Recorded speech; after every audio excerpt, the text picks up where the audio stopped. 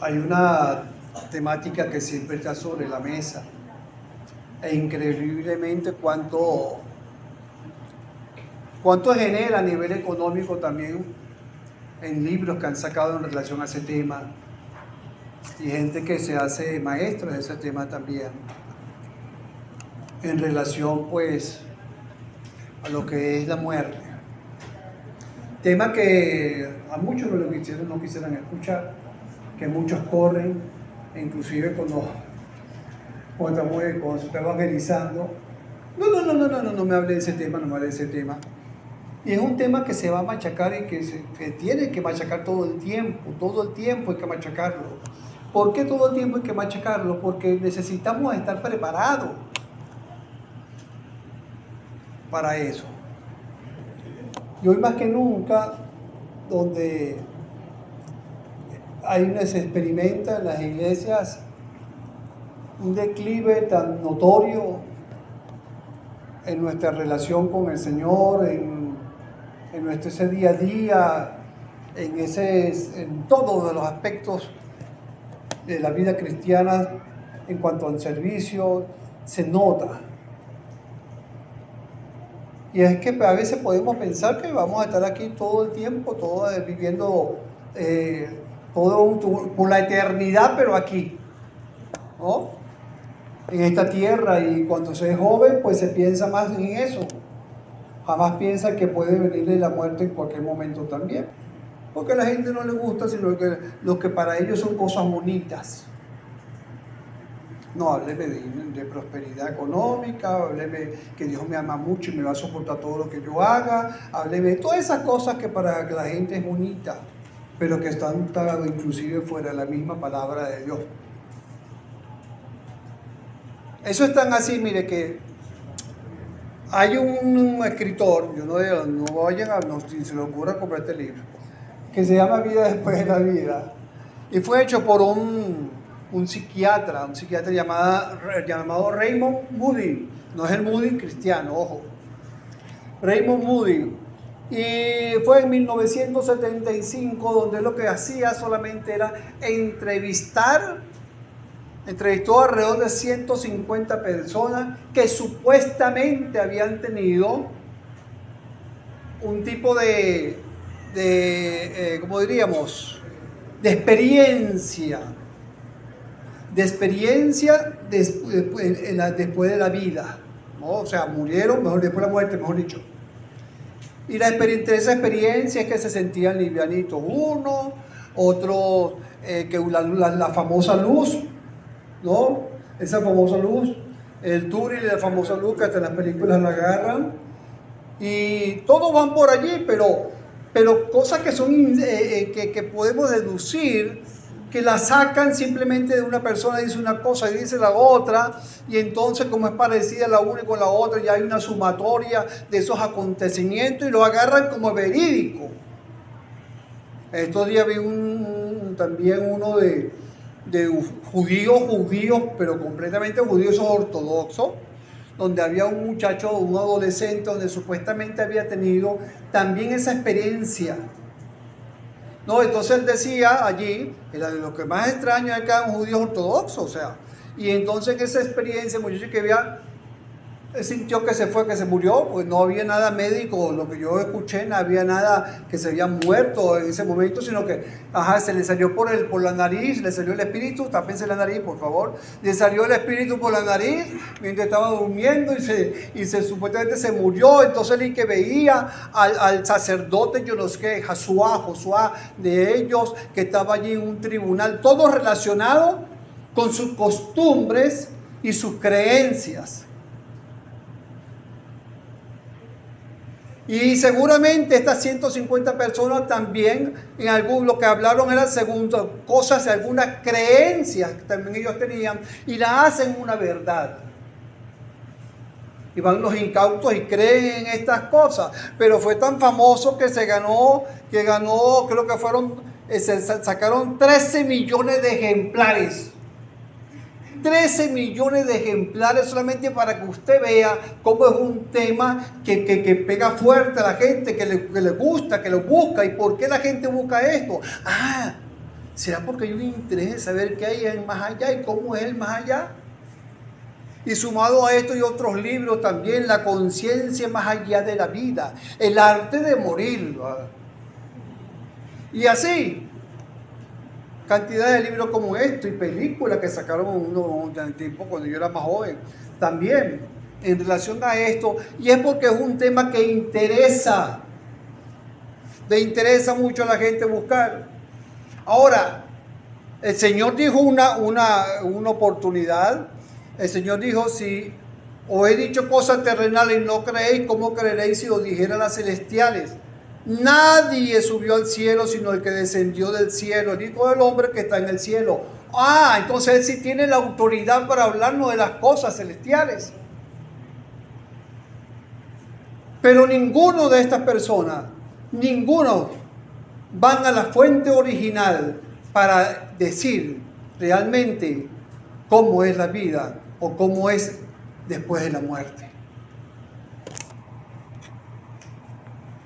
Nadie. ¿Y cuánto dinero se ganan? ¿Cuántos?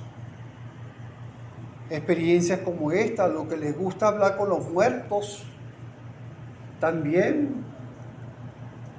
¿Cuánto se ganan también en ello? Hay una atracción allí, toda extraña, entendiendo que Jesús es la fuente de toda esa información que nosotros necesitamos.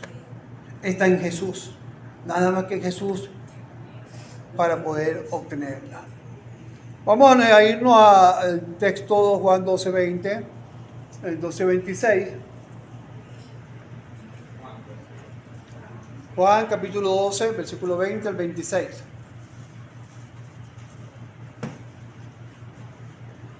Entonces deberíamos tener algunos allí aspectos vivos, porque esto cuando digo el discipulado sobre sectas, hablamos de este texto para referirnos a algo muy especial, ¿no? Así que debería refrescarnos en algunas cosas. Bueno, dice la palabra, había ciertos griegos entre los que habían subido a adorar en la fiesta. Estos pues se acercaron a Felipe, que era de Betsaida, de Galilea, y le rogaron diciendo, Señor, quisiéramos ver a Jesús. Felipe fue y se lo dijo a Andrés. Entonces Andrés y Felipe se lo dijeron a Jesús. Jesús le respondió diciendo, ha llegado la hora para que el Hijo del Hombre sea glorificado. De cierto os digo que si el grano de trigo no cae en la tierra y muere, queda solo, pero si muere, lleva mucho fruto. El que ama su vida la perderá, y el que aborrece su vida en este mundo, para vida eterna la guardará. Si alguno me sirve, sígame, y donde yo estuviere, allí también estará mi servidor. Si alguno me sirviere, mi Padre, ¿qué? Le honrará. Escúcheme, servidores, mi Padre le honrará. ¿Ok? Así que las recompensas que hay allá arriba en el cielo cuando se sirve al Señor también. ¿Ok? Bueno, vemos entre otras cosas, vemos que habían unos que estaban buscando el camino verdadero. Eran unos griegos que habían subido a adorar en la fiesta. Se habían subido a adorar en la fiesta, no eran judíos. Recordemos que era la fiesta anual de la Pascua, que se estaba celebrando allí, y eso normalmente era dado a los judíos, como vemos nosotros cuando salieron de Egipto, ¿ok? Y fue instituida esa fiesta de la Pascua.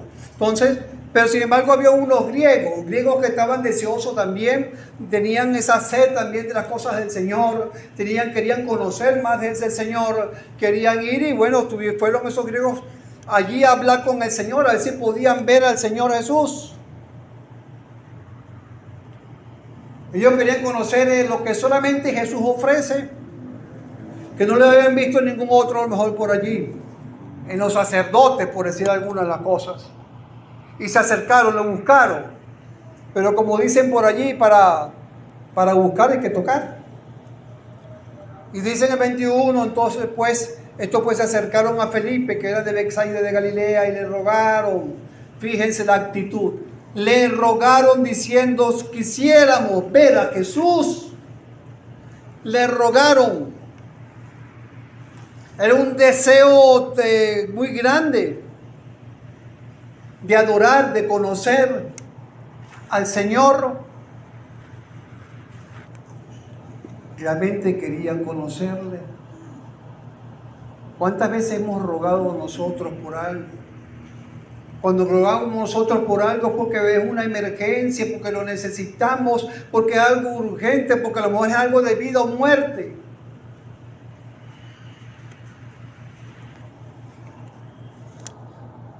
Algo urgente. Ponga en su mente, recuerde cuántas veces ha tenido que rogar por algo, pero de corazón. Algo de importancia. Así que eso era para ellos en ese momento el conocer a Jesús. Algo de sumamente importante, y a veces nos preguntamos cuán tan importante es conocer o seguir conociendo a Jesús. ¿Sabes que mientras estemos acá y ese conocimiento de la palabra de Dios esté inundando nuestra mente, esté dándonos crecimiento, es cuanto más vamos a conocer al Señor? Hasta ese día que ya partamos de aquí, ya, ahora sí lo conocemos en pleno cuando estemos frente a frente. Pero mientras tanto seguimos creciendo en ese conocimiento y ese conocimiento. Somos nosotros los que paramos ese conocimiento cuando no escuchamos la palabra, cuando no estudiamos la palabra, cuando no discernimos sobre la palabra. Estamos parando el crecimiento.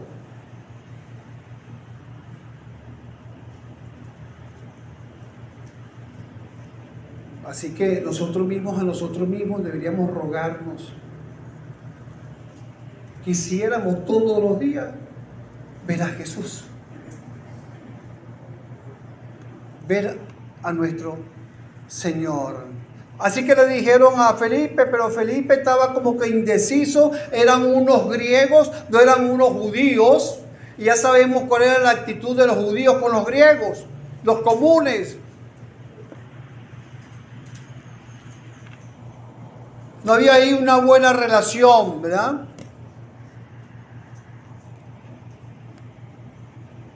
Así que uno llama a Felipe y Felipe va entonces y se le acerca al otro, no se atreve él mismo a tomar la decisión. Y dice en el 22, Felipe fue y se lo dijo a Andrés. Entonces Andrés y Felipe se lo dijeron a Jesús. ¿Por qué pensarían ellos que a lo mejor Jesús lo iba a rechazar? Si Jesús no rechazaba a nadie. Pero ya había como que una actitud predispuesta. Una predisposición. El Señor absolutamente rechaza a nadie por credo, por nada. Y Jesús le respondió, ha llegado la hora para que el Hijo del Hombre sea glorificado. Ha llegado la hora para que el Hijo del Hombre sea glorificado. ¿En qué?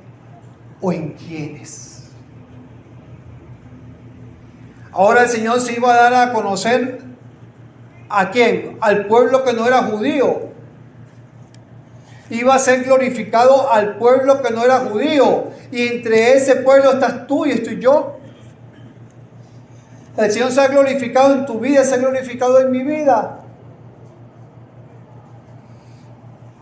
Ahora, para ellos esto era algo nuevo completamente, porque recordemos pues que ellos tenían como que ese monopolio que Dios es para mí solamente.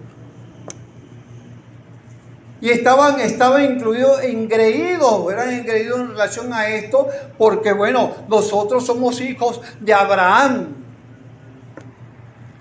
Se sentían grandototes por eso.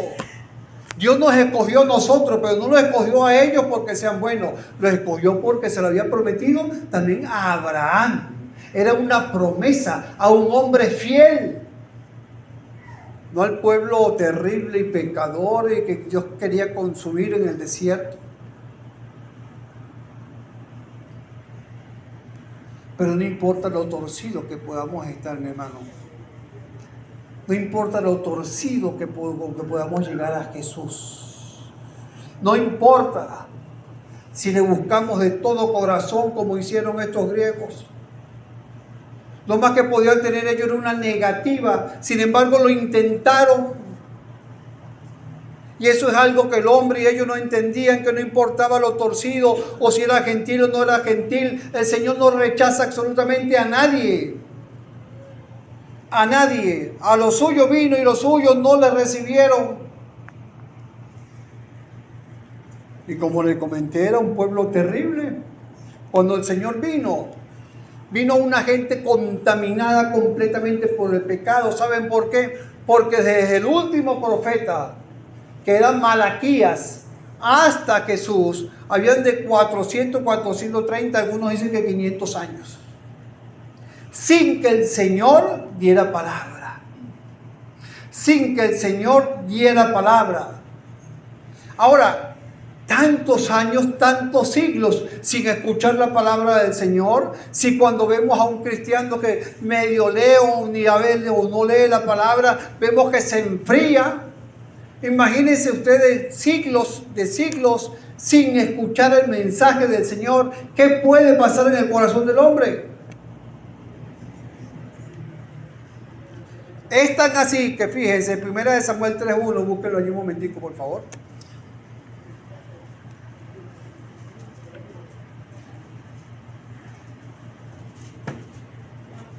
1 Samuel 3:1.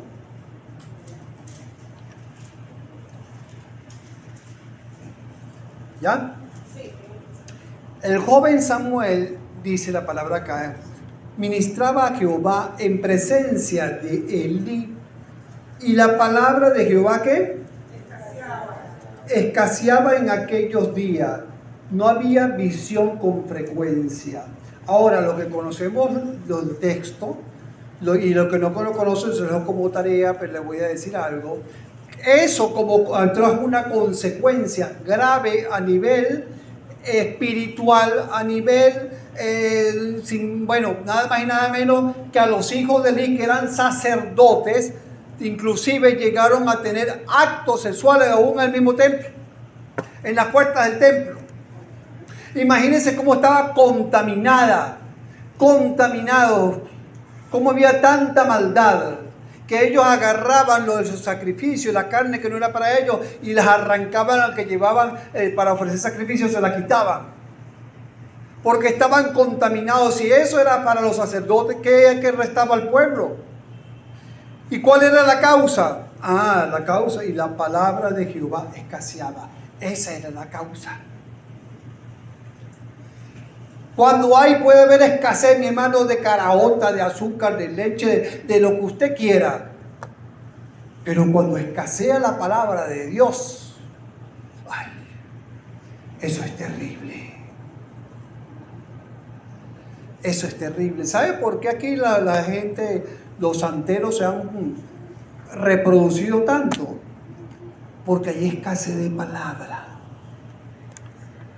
¿Sabe por qué aquí se minan de testigos de Jehová de punta a punta? Y de donde yo venía también había testigos de Jehová full. Porque la palabra verdadera del Señor escasea. ¿Sabe por qué no vemos a Venezuela con muchas conversiones?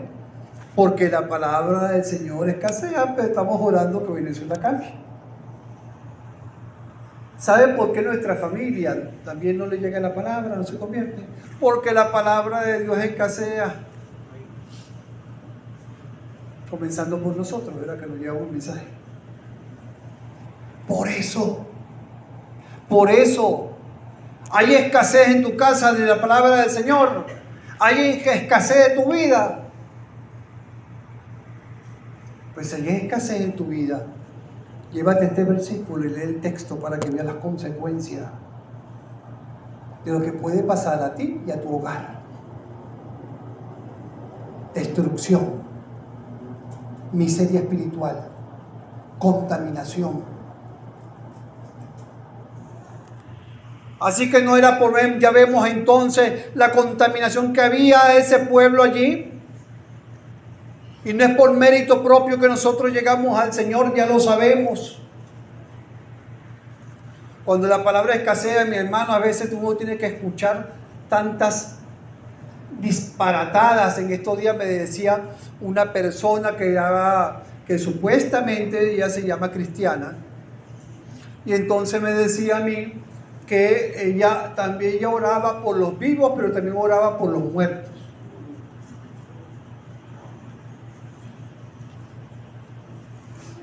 Imagínese usted. Y eso es por desconocimiento de la palabra, porque esta persona con la cual conozco dejó de congregarse hace tiempo. Y ella me decía, es que yo leo la palabra en mi casa y oro en mi casa, sobre todo ora, lo que lea. Y dice que ora. Y entonces ora por los vivos y por los muertos.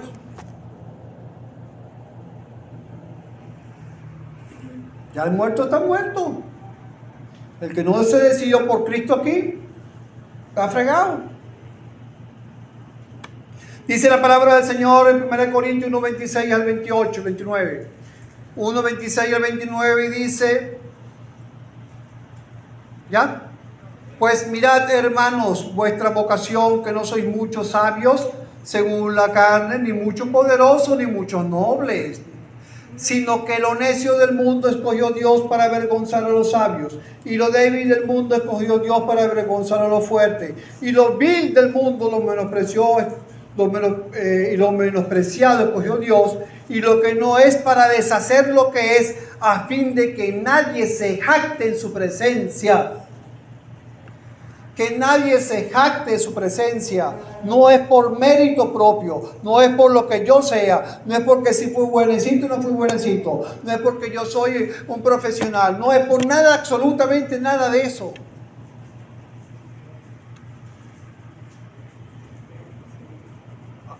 La actitud de corazón, qué importante es. Y les revuelvo a afianzar esto que voy a decir, que en el discipulado, yo sé que algunos tienen que irse porque tienen que irse por situaciones, pero yo sé que otros salen corriendo. Ambiciona crecer en la palabra para que conozcas a Cristo cada vez más. En Hechos 17 vemos una actitud de corazón que es lo importante. Vean los hermanos de Berea, dice acá, en Hechos 17, 10 al 11 me dice, inmediatamente los hermanos enviaron de noche a Pablo y a Silas hasta Berea, y ellos, habiendo llegado, entraron en la sinagoga de los judíos. Ya sabemos qué le pasaba a ellos cuando entraron en la sinagoga de los judíos, que salían vivos de broma. Y aquí entraron en Berea también en la sinagoga de los judíos. Y dice sobre los judíos, y estos eran más nobles que los que estaban en Tesalónica, pues recibieron la palabra con toda solicitud, escudriñando cada día las escrituras para ver si estas cosas eran así. Así creyeron muchos de ellos, y muchas griegas de distinción, y no pocos hombres. ¿Por qué? Porque eran más nobles. Y este noble no está hablando de posición social. Estos nobles me hablan de condición de corazón. De una condición de su corazón. Un corazón preparado para escuchar la palabra de Dios. Un corazón dispuesto a escuchar la palabra de Dios. ¿Y cuánta falta hace un corazón noble para que dé apertura que esa palabra entre, que sea el Espíritu Santo que obra allí? Hace falta, mi hermanos. A veces ese espíritu, aún de la misma soberbia, pudiera ser que a veces impide que esa palabra obre, que sea el Espíritu Santo obrando en nosotros. Hay que humillarse. Hay que humillarse como hicieron estos griegos. Humillarse para que el Espíritu obre. Pasa todo lo que recibieron, lo que creen en su nombre. Eso sí, le dio potestad de ser hechos hijos de Dios. Así que una condición de, como vemos estos hermanos de Berea, pues nos lleva también a tener una relación estrecha con el Señor cada vez más, con un corazón noble, con un corazón dispuesto a hacer la voluntad del Señor. Así que bueno, vemos que el Señor, porque capitulando, vienen los griegos, habla con Felipe, Felipe habla con Andrés, le preguntaron a Jesús, Jesús lo que le dice a ellos es, ya es hora, bueno, que el Hijo del Hombre sea glorificado, porque iba a llegar pues el mensaje también ahora a los griegos. Y el Señor lo que le dice después de esto es lo siguiente, que para dar vida tuvo que morir. Y dice en Juan 12:24, volviendo al texto, Juan 12:24. De cierto os digo, que si el grano de trigo no cae en la tierra y muere, queda solo. Pero si muere, lleva mucho fruto. La palabra fruto es la palabra en griego karpos y significa también resultar en beneficio, descendencia. Pudiéramos decir resultar en beneficio de la descendencia,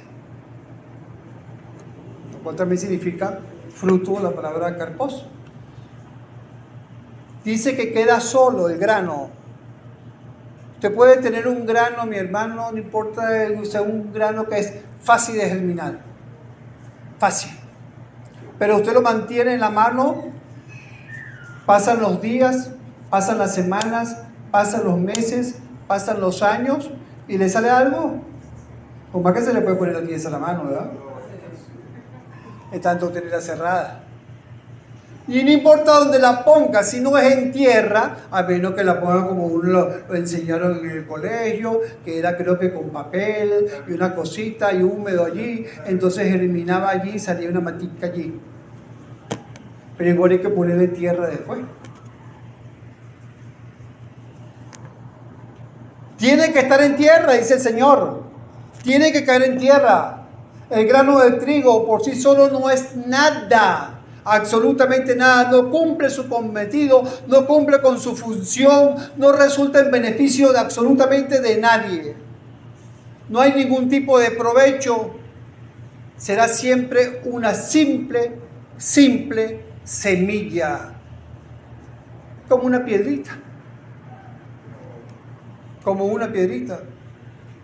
pero cuando cae es que vienen los resultados. Y eso fue lo que pasó con el Señor. Comienza a brotar las raíces, las hojas, y después viene el fruto. Y ese fruto, mi hermano, de ser un fruto, después cae y se vuelve a reproducir y se vuelve a reproducir. Viene a ser de bendición para los demás a través de los mismos frutos que genere. Y el Señor se pone como esa semilla, como ese grano de trigo, porque Él vino a la tierra y murió, pero dio fruto. La resurrección, a través de esa resurrección, dio fruto. Buda es solamente un grano. Cayó en tierra y ahí quedó. Buda es un grano. Mahoma es solo un grano.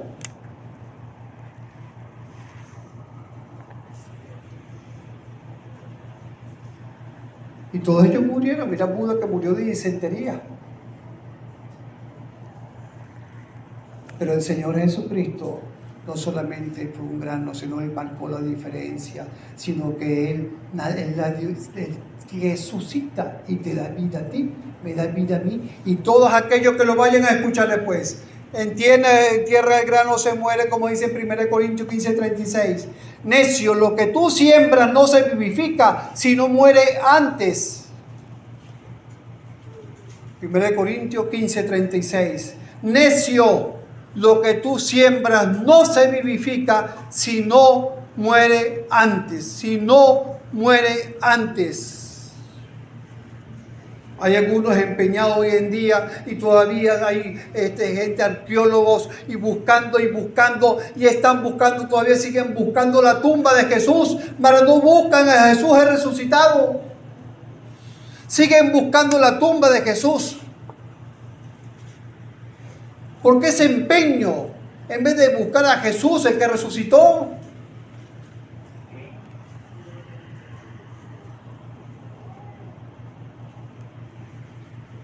En Lucas 24:1, 24:3 dice, hablando de las mujeres que fueron a embalsamar al Señor después del día de reposo, y entrando, dice el 24:3, no hallaron el cuerpo del Señor Jesús.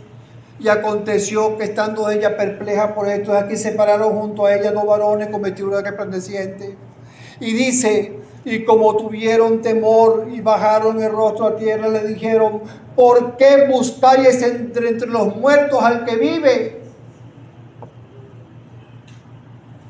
¿Por qué? ¿Por qué la gente sigue buscando a Jesús muerto?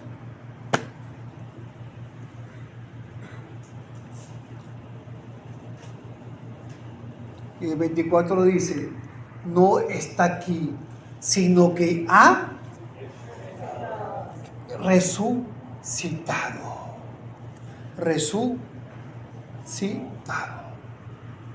Mi hermano, eso es el fruto que el Señor da a través de su muerte, a través de muerte y resurrección. Pero también tú y yo tenemos que dar fruto. También tú tienes que morir, tuviste que haber muerto para llegar al Señor. ¿Tú moriste?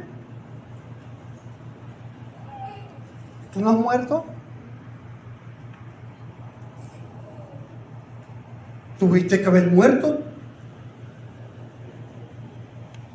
¿O no? Tuviste que haber muerto, mi hermano. Si tú no moriste, ¿tú no conociste al Señor? ¿Y qué es morir? Simplemente que dejar todas tus funciones, desaparecen vitales.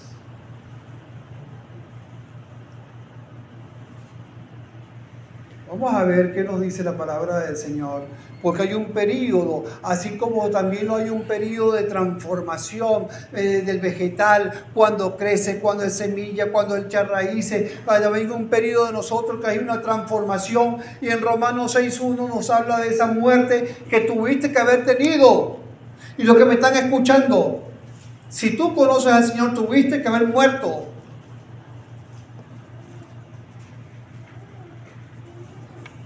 Y no me estoy refiriendo a la muerte física, ¿no? Eso no nos ha venido todavía a nosotros, sino a la muerte espiritual, al yo, al yo. ¿Sí se entiende? Renunciar a mí mismo, a morir yo. ¿Qué pues diremos? ¿Perseveraremos en el pecado para que la gracia abunde? En ninguna manera, porque lo que hemos muerto al pecado, ¿cómo viviremos aún en él? Muertos al pecado. ¿O no sabéis que todos los que hemos sido bautizados en Cristo Jesús, hemos sido bautizados en su muerte? Porque somos culpables juntamente con él para muerte por el bautismo, a fin de que como Cristo resucitó de los muertos por la gloria del Padre, así también nosotros andemos en vida nueva. Andemos en una vida nueva, pero para andar en esa vida nueva es porque hemos muerto al pecado. Muerto al pecado. Cuando nos entregamos al Señor, que es lo precisamente que habla aquí el bautismo, decimos que estamos muertos al pecado, ¿verdad? Y cuando nos levantamos, habla de la vida nueva. Eso es lo que quiere decir el bautismo. Por eso es que nos bautizamos. Por eso es que testificamos sobre eso. Por cierto, le digo a los hermanos del bautismo, mi hermano, vamos a reunirnos. Quédense un momentico para finiquitar la fecha, la hora, todas esas cosas. Eso es lo que quiere decir. Ahora, si seguimos en el pecado, si hay por ahí todavía una sombra de eso, es que no se ha muerto el pecado todavía. Si es repetitivo, si es una práctica, no se ha muerto el pecado todavía. Y si no se ha muerto el pecado todavía, es porque no ha habido un encuentro con el Señor. Hay unos indicios que nos da la palabra del Señor. Entre otras cosas, mi hermano, es tener un vivo deseo por las cosas del Señor. Eso sí, si usted se va apagando, ese deseo se va también apagando, pero buscarle las cosas del Señor, anhelar de su palabra, congregarse. En 1 Juan 3:14 nos habla inclusive en la relación que tengo con mis hermanos. En 1 Juan 3:14 nos dice, no sabemos que hemos pasado de muerte a vida. ¿Hemos pasado de qué? De muerte a vida, en que amamos los hermanos. El que no ama a su hermano permanece en muerte. Así que se manifiesta también en la relación que tenemos los unos con los otros. Es un indicio de nuestra relación con el Señor. Es un indicio si nosotros hemos renunciado o no al pecado.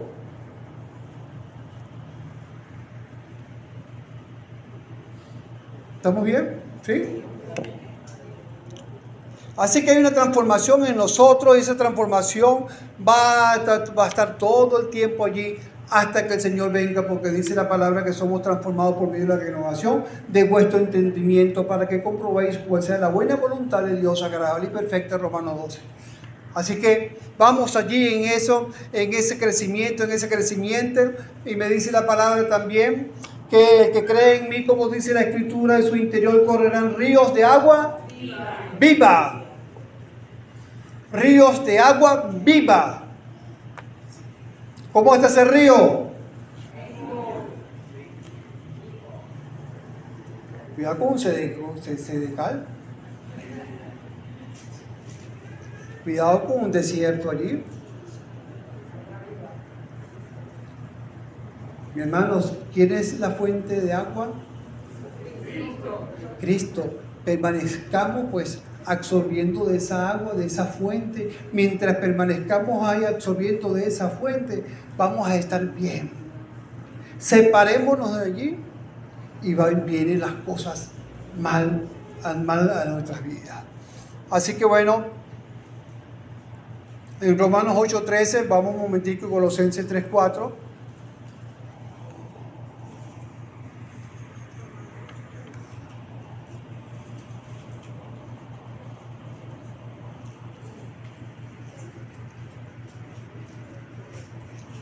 Recordemos esto, mi hermano querido, el Señor nos ha dado una nueva vida para que la disfrutemos en Él, para que andemos en Él, porque a veces las cosas del Señor pareciera que fueran para algunos fastidiosas, y las cosas del Señor, cuando verdaderamente te gozas en ella, en el servicio que tú le das, en pasar tiempo con Él, en pasar tiempo con los hermanos, eso es lo ideal.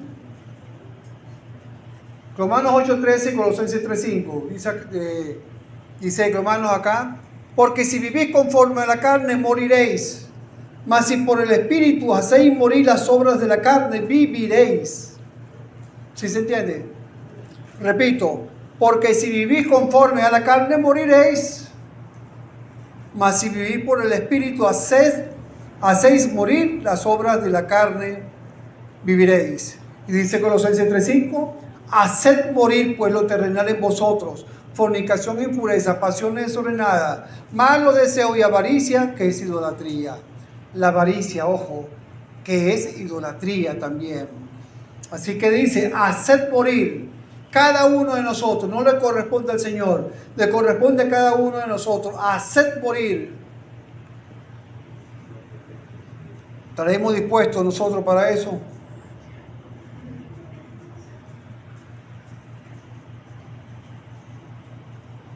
Sigue la palabra del Señor en Juan 12:25. El que ama su vida la perderá, pero el que ama su vida, la perderá. El que desprecia su vida en este mundo, la conservará para la vida eterna. El que ama su vida. Esto pudiera parecer, pero bueno, Señor, tú me diste la vida, tengo que amarla. Pero lo que sigue, el que desprecia su vida en este mundo, y lo que quiere decir, el que ama su vida en este mundo. El que ama su vida, pero en este mundo. Porque es lo que sigue después también.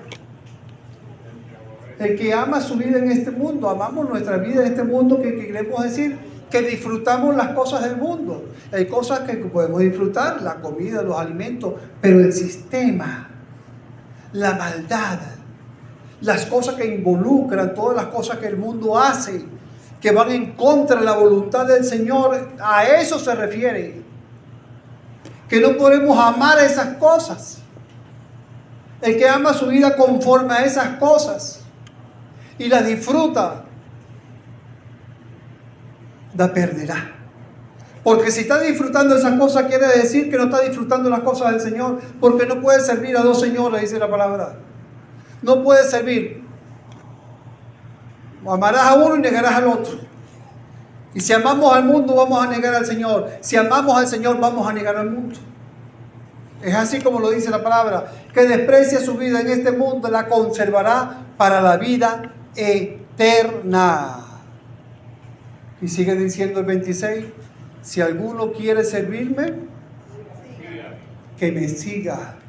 Y donde yo esté, allí estará también mi servidor. Si alguno me sirve, mi Padre le honrará. Mi Padre le honrará. Y mis hermanos servidores, que a veces los años le servimos al Señor, y a veces puede ser con mucho sacrificio, a veces puede ser con obstáculos, a veces puede ser, pero bueno, calle arriba, el Señor tiene recompensa. El Señor tiene recompensa. Mi Padre le honrará allá arriba en el cielo. Y esa es también nuestra esperanza. Amén. Y el Señor no obliga a nadie a seguirle. Si alguno quiere servirle, si alguno me quiere servir, que me siga.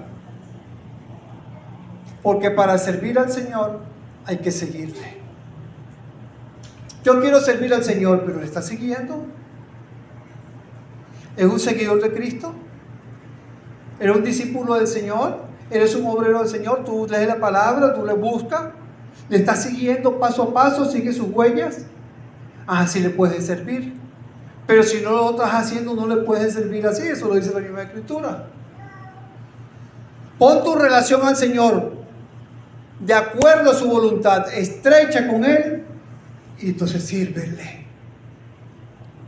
Que eso es muy importante y el Señor tendrá su recompensa.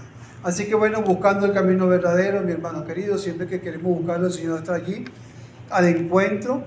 Dios se revela al hombre y se glorifica en la vida de cada quien, sin importar que sea y cómo sea, sino con una condición en el corazón de nobleza, con una condición abierta para el Señor, de par en par su corazón, el Señor obra allí.